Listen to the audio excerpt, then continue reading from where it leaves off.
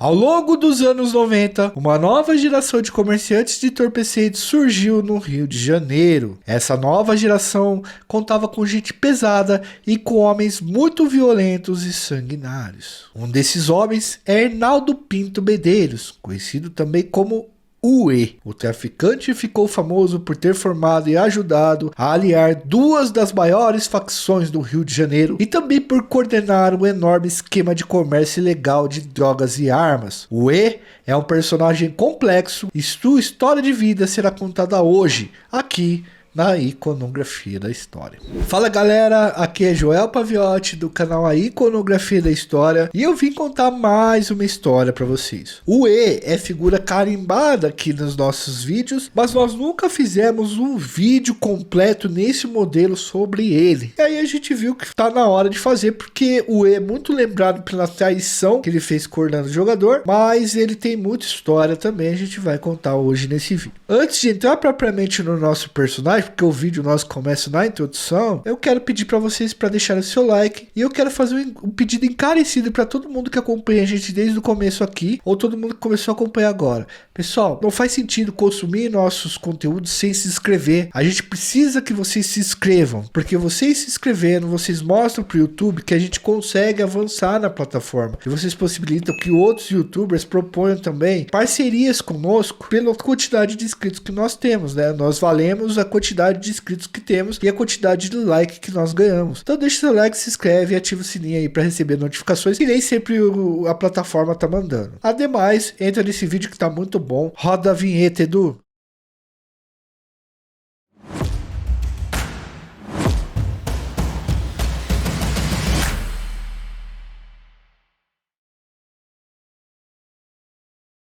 Bom, como a gente disse agora há pouco, a gente já fez vários vídeos sobre o E, tá? Vários mesmo. E a gente vai deixar no card para vocês. Mas o específico sobre ele a gente vai fazer agora, tá? A gente tá entrando agora nele. A gente falou dele, pessoal, num vídeo sobre o Orlando Jogador, sobre o Fernandinho Beiramar. É porque falar de crime nos anos 90 e desses personagens é obrigatoriamente também passar pelo E. Tem personagens que, se você passar por uma época sem contar a história deles, essa época, esse contexto não faz sentido. E esse é o lugar que o Hernaldo Pinto Medeiros ocupa nos anos 90 da criminalidade no Rio. Hernaldo Pinto Medeiros cresceu na região do Complexo do Alemão. Ele e seus irmãos se envolveram no mundo do crime muito cedo. Na época, ali em 1989 e 90, estava sendo formada uma nova geração de traficantes do CV. Gente como Marcinho VP, Fernandinho Beiramar, Elias Maluco, Orelha, Robertinho Adeus. Só cara pesada e casca grossa na criminalidade carioca e fluminense. O governo havia prendido muitos desses famosos chefes dos anos 80. Os caras que ajudaram a formar as organizações criminosas do Rio de Janeiro estavam tudo voltando para a cadeia ou perdendo a vida. E naquele momento, no início dos anos 90, surgiu uma grande quantidade de outros comerciantes de entorpecentes com a cabeça muito mais empreendedora, virada para os negócios, para fazer dinheiro, para fazer uma máquina de dinheiro, virado para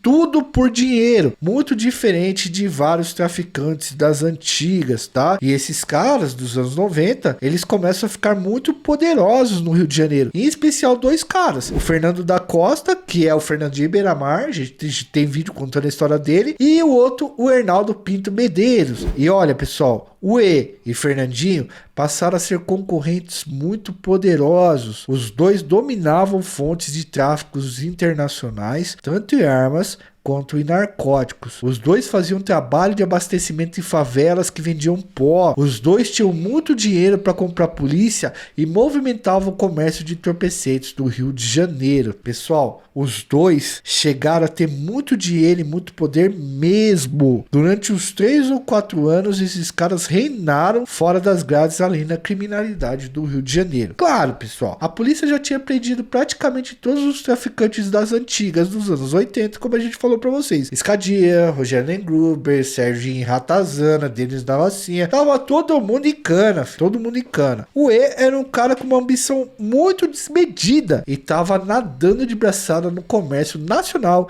e internacional de entorpecentes. Ele queria, na real, pessoal, era tomar o Morro do Adeus e o tráfico no Complexo do Alemão. O Morro do Adeus, primeiro, porque ele era do Morro do Adeus, ele cresceu lá, ele era cria de lá. E ele queria também o Complexo do Alemão, porque o Complexo do Alemão é um lugar que tem muita gente no Rio de Janeiro, um dos maiores complexos de favela do mundo, enorme, e rendia muita grana pro tráfico. Lembra que eu comentei agora que os caras das antigas estavam quase todos presos? Quase! Um traficante muito poderoso ainda estava solto e controlava boa parte do pó que era vendido na zona norte do Rio de Janeiro, tá? Lá no início dos anos 90. Esse cara era Orlando da Conceição, também conhecido como Orlando Jogador. Obviamente nós não iremos nos prolongar na história do Orlando Jogador, pois aqui no canal tem um vídeo de mais de 20 minutos contando a história do Orlando Jogador nos mínimos detalhes. Aqui o que vocês vão precisar saber é que o Orlando Jogador era muito respeitado por toda a criminalidade e o E vai aprontar uma puta trairagem com ele. O E já era forte no mundo do crime quando resolveu que ele conseguiria crescer mais, né, se controlasse o Morro do Adeus e o Complexo do Alemão, que estavam na mão ali do Orlando Jogador. Então, para concretizar o sinistro plano de tomar esses lugares, o E tinha que tirar o Orlando Jogador do poder. O cara queria crescer, mas tinha uma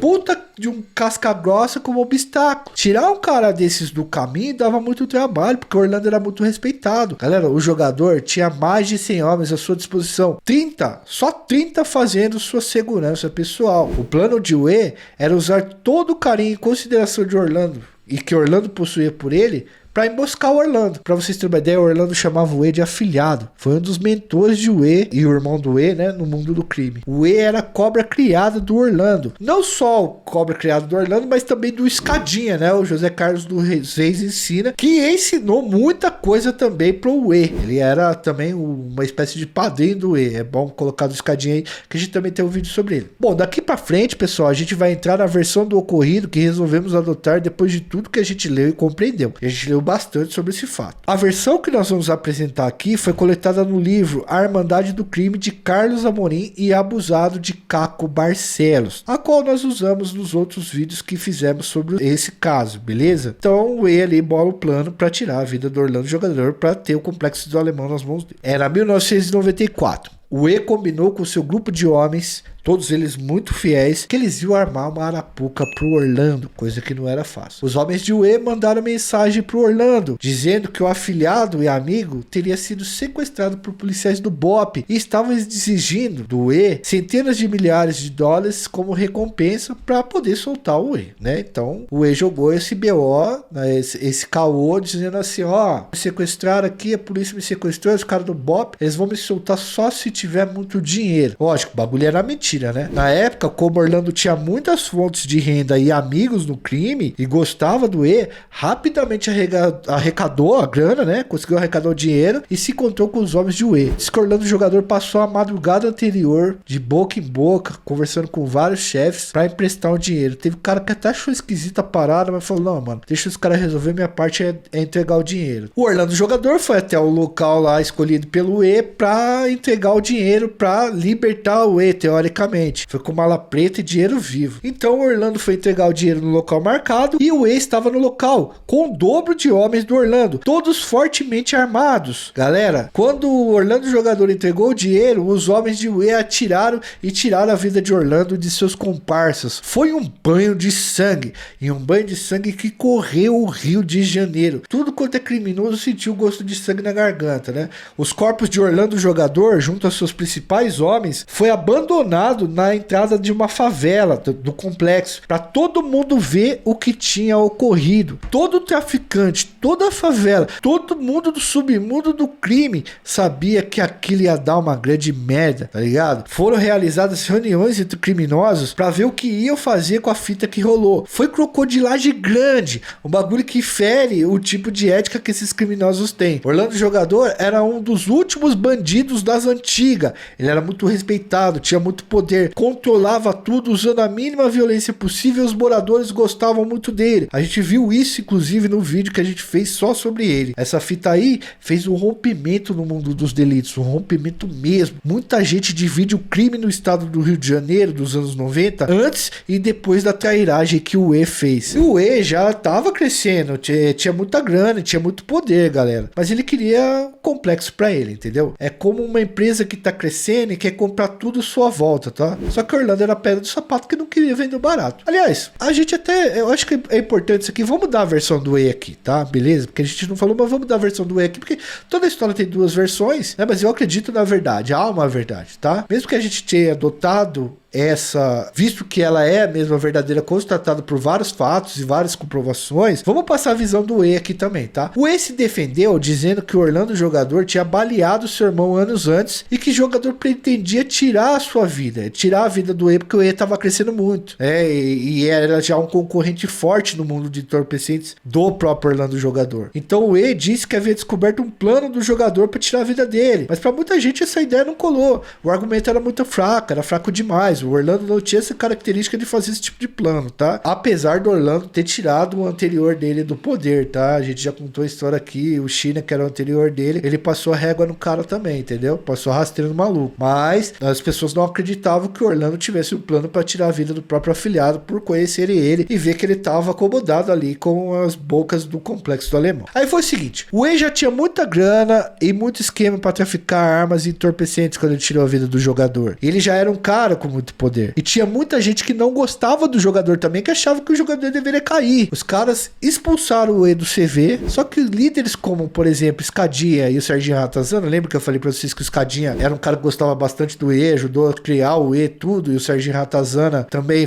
era um cara muito famoso, a gente tem uma história dele aqui, um vídeo sobre ele também. Resolveram, esses dois caras, o Escadinha e o Serginho Ratazana, resolveram não punir o E, pois entenderam que ele era um grande aliado e como tinha muito dinheiro, também tinha muito poder. E o Escadinha já não estava mais afim de ficar no CV também. Num cálculo matemático, os caras viram que não valeria a pena tirar a vida do E. Daria muito prejuízo. Como o E era poderoso pra caramba, como a gente falou, ele acabou entrando em outra organização e puxando um monte de gente pra lá. Com muito poder e dinheiro, o E entrou pra organização criminosa Terceiro Comando e ajudou a fundar e se aliou a ADA, Amigo dos Amigos, né? Ou ADA, né? Achando de vez em 3 facções o controle do tráfico na geografia criminal do Rio de Janeiro. Bom, galera, eu destaco novamente que ele era muito poderoso. O E possuía 3 aviões na fronteira do Brasil com a Bolívia. Ele chegou a ser, junto com o Beira-Mar, o maior fornecedor de entorpecentes e armas do Rio de Janeiro, tá? Ele ajudou a traçar rotas do Paraguai para o Brasil, rotas que até hoje são usadas. Segundo investigações, ele lavou dinheiro no Rio Grande do Sul, então assim, ó, a grana dele invadiu divisas de estado, inclusive. O cara tinha base de milhões de dólares mesmo. Era um cara que tinha muito dinheiro. Além da parte do complexo do alemão, o E dominava o comércio ilegal no Morro da Deus, Juramento, Primavera, Para Pedro, Complexo do Caju. Todos esses locais aí, eles acabavam sendo fornecidos pelo E. E aí, galera, no final dos anos 90, o E entra de vez no radar da polícia do Rio de Janeiro e ele é capturado em um hotel na cidade de Fortaleza. O E tava de boa, curtindo uma piscina, quando os caras deram cana nele. Ele foi julgado pela execução de 11 pessoas, 10 naquela fita lá do Orlando jogador e um policial militar que ele tirou a vida achando que era bandido. E ele foi condenado a nada mais, nada menos do que 209 anos de cana e foi enviado, adivinha pra onde? Pra cadeia de segurança máxima do Rio de Janeiro, Bangu 1, junto com vários de seus comparsas. E lá em Bangu 1, galera, no início dos anos 2000, estavam todos os caras casca grossa também. O governo dividiu os setores da prisão, ou seja, cada espaço prisional o governo deixou exclusivo para cada facção rival, tá? Então o CV tinha uma ala, a DA tinha outra, o TC tinha outra e assim por diante. Segundo o que foi apurado e julgado pela justiça, e aí podemos dizer, pois já passou pelo trânsito julgado, Fernandinho Beira-Mar e Marcinho BP planejaram e executaram o fim de UE. Segundo a versão que vamos falar aqui, que está no livro de Carlos Amorim, segundo o autor, né?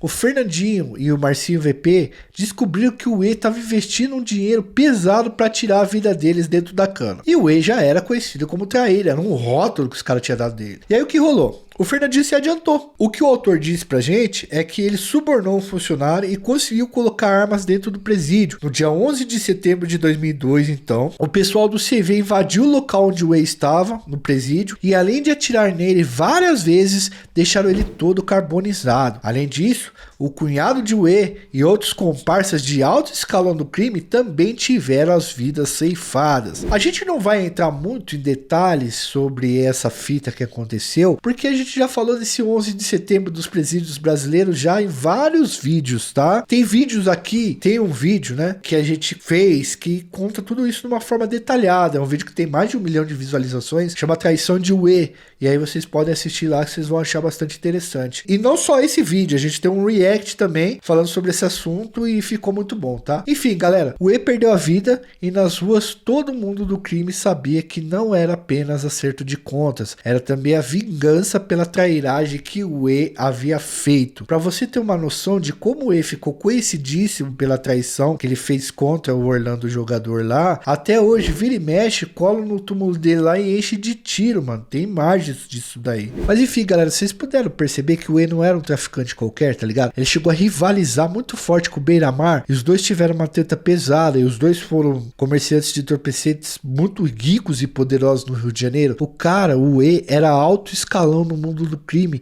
e teve seu fim como quase todo criminoso desse calibre, ou preso ou debaixo da terra, né? É bom que a gente sempre coloque isso daqui, porque a vida bandida, velho, é sem futuro, como diz a música do Racionais aí, e que a gente tem o prazer de poder parafrasear. Pessoal, espero que vocês tenham gostado desse vídeo, tá? Então vamos lá, se inscreve no canal, como eu peço encarecidamente para vocês, deixa seu like e ativa o sininho para receber notificações. E se possível, galera, virem membro do nosso canal para ajudar a gente a produzir. Às vezes alguns caras perguntam assim, pô, o que eu posso fazer para ajudar o canal e tal? Mano, vira no membro, R$ 4,99 por mês, vocês vão ajudar a gente a produzir muito mais e melhor, porque quanto mais dinheiro, mais tempo vocês liberam pra gente produzir conteúdo legal para vocês, beleza? Um forte abraço a todos, fui, valeu!